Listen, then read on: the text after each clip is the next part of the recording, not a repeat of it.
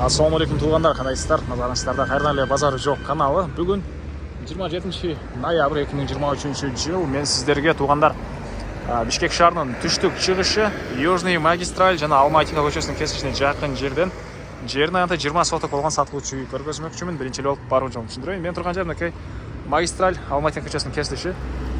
Ушул жерден сиздер эгер магистраль менен түз эле келсаңыздар эч жака урулбай көк жерге киресиздер. Ушул эле негизги көчө менен эле бир аз барсаңыздар Матиева көчөсү менен кесилишет. Ошол жерден сол тарапка бурулсаңыздар эле катардагы 3-чү үй бүгүнкү чыгачтагы сатылуучу үй дарек Матиева 30-чу дарек туугандар. Анан бул жерден шаардын бурчусунда жүргөн маршрутка автобустар бар туугандар. Түз батышты карай жүрсөңүздөр Южный магистраль менен батышты карай микрорайондор Асанбай ушинтип кете берет. Түндүктү карай жүрсөңүздөр Ахунбаева, андан кийин Мадина базары, Аламедин базары карай кете бересиздер туугандар. Алматинка көчөсү. Эми калган маалыматты үйгө жетип берейин туугандар. Мынакей туугандар келүү жолун түшүндүргөнчө бүгүнкү чыгачтагы сатылуучу үйгө да жетип келип калдым. Бул үйүбүздүн көчө тараптан көрүнүшү. Дарек Матиева көчөсү туугандар 30-чу дарек болуп калат. Жалпысынан жерин аянты 20 соток. Эң эле түштүк чекарамда бул жерден башталат. Көчө тараптан забор, калитка, дарбаза жана эң эле түндүк чекарасы мына бул кошунанын заборуна чейин. Көчө тарабы 25 метр. Узуну 80 метр экен туугандар. 25ке 80 болгон участок жана төрүндө мына чоң үй и дагы бир жакшы жери сиздер бул көчөнөн дагы и аркы көчөнөн дагы эки тараптан да кирип чыкканга болот. Бул көчөнүн аркы көчөгө чейин болот участок туугандар. Так, дагы эмне маалыматы? Мынакей жолдор кенен электр энергиясы бар, суу бар, природный газ бар экен. Канализация, центральный канализация туугандар 3 көчө ары жакта бар экен. Бул жакка деле жакын караганда уже келет экен туугандар. И андан ары эми дагы эмне маалыматы? Мынакей район, кошуналар, мынакей туугандар шаардын чыгыш түштүк тарабы тоого жакын, абасы таза жерлердин бири. Көк жар билесиздер туугандар. Так, андан ары эми сиздерге кирип участоктун калган маалыматтарын бир чекеден берейин.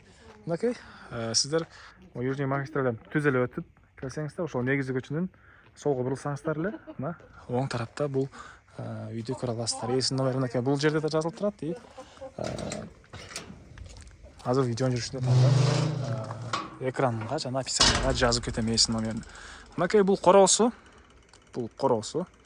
Ушундай кенен 20 соток болгон жер. Участок тегеренте мындай бийик самбор менен уже тосулган. Төрүндө туугандар 400 квадрат метр болгон үй. 2 этаж жана подвалдан турат туугандар. Стенасы толук түрдө 2 кирпич менен бүтүрүлүп, этаждын ортосу плита менен бөлүнгөн туугандар. И дагы эмне маалыматы?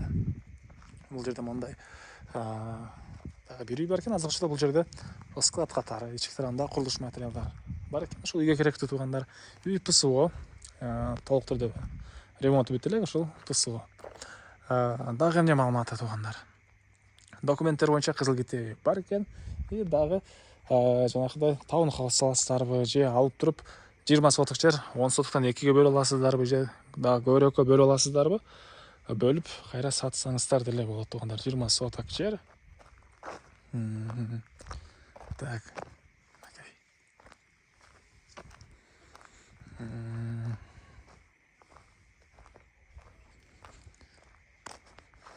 Окей туугандар.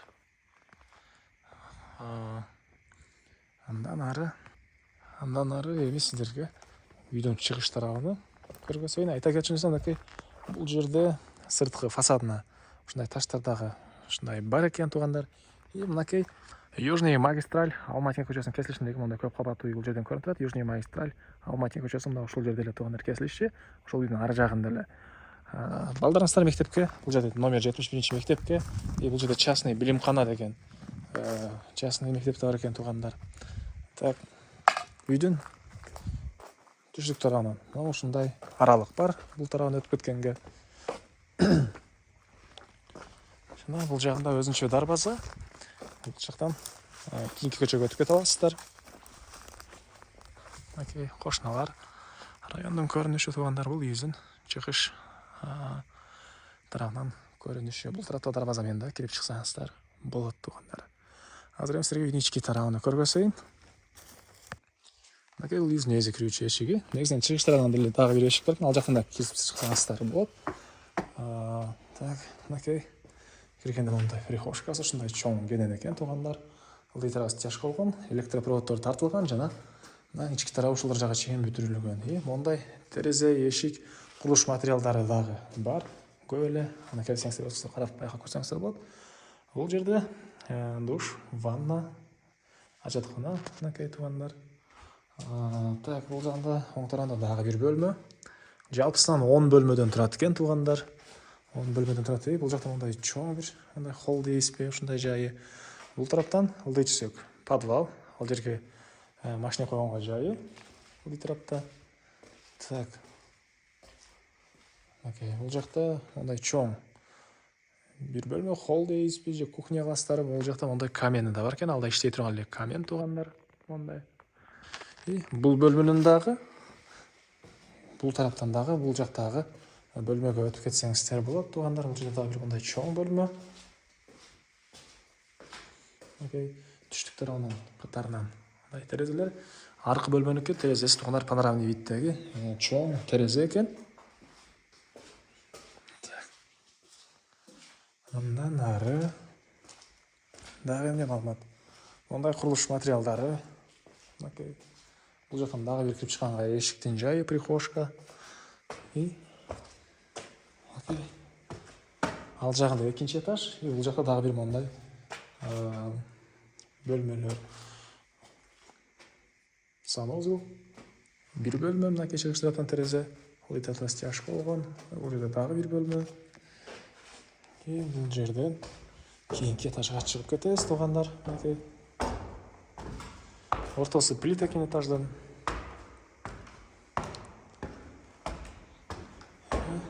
Чыкканда мындай бир чоң холл дейсиз, ушундай бир бөлмө.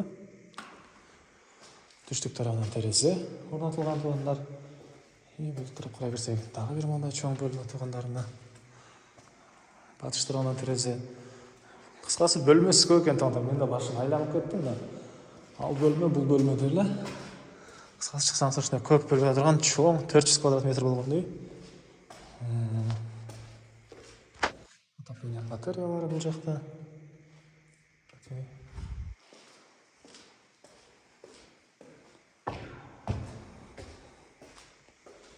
Бул жактан дагы балконго, аркы бөлмөдө балконго чыгып кете аласыздар.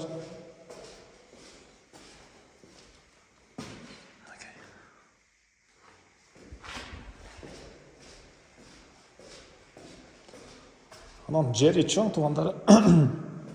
Таунхаус салгандар же болбосо бөлүп сатчылар болсо дагы жакшы вариант экен туугандар. Так, дагы эмне маалыматы?